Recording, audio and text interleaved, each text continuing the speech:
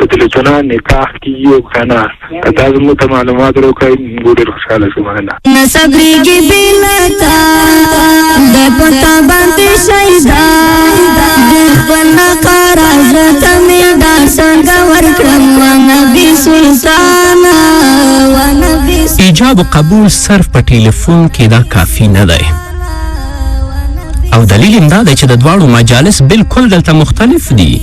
ښځه په یو ځای کې دی او سړی په بل ځای کې دی، او بل دا چې په هغه مجلس کې چې څوک شاهدان ناست دي د دواړو خبرې هغه مستقیما او کاملا نشي اورېدلی.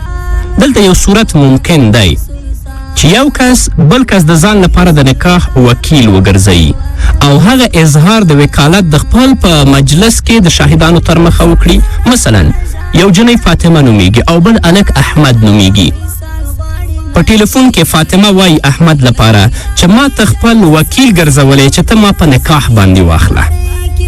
فاطمه په ټلیفون کې ووایي د احمد لپاره چې ما ته خپل وکیل ګرځولی ته ما په نکاح واخله، او احمد هم دغه خبره د شاهدانو تر مخه وکړي چې تاسې شاهد اوسئ چې فلانۍ چې د فلانۍ لور ده، فلانۍ چې د فلانکي لور ده هغه ما په نکاح باندې واخیستله، نو د شاهدانو تر مخه چې دغه ایجاب قبول وشي بیا نکاح صحیح ده.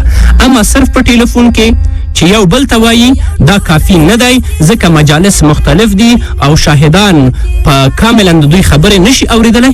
صرف دا یو امکان شته چې یو طرف ښځه د خپل خاوند هغه څوک چې غواړي چې په نکاح واخلي هغه وکیل د نکاح وګرځوي او دا ورته ووایي چې زه تا وکیل د دې خبرې ګرځوم چې ته ما په نکاح باندې واخله، او شاهدان هم دغه خبره واوري او احمد ووایي چې فلانۍ زه د خپل د نکاح وکیل ګرځولی یم نو زه غواړم چې هغه زه په نکاح واخلم، نو ما واخیستله. شاهدانو دغه خبره واورېدله، په دې کې څه مشکل نشته دی، خو په دې شرط چې شاهدان دواړه ښه صحیح وپېژني. انشاءالله خلاصة الفتاوا ده هغه لیکي امرأة وكلت رجلا بأن يزوجها من نفسه فقال الوكيل اشهدوا أني قد تزوجت فلانة من نفسي إن لم يعرف الشهود فلانة لا يجوز النكاح ما لم يذكر اسمها واسم أبيها وجدها، وإن عرف الشهود فلانة وعرفوا أنه أراد به تلك المرأة يجوز.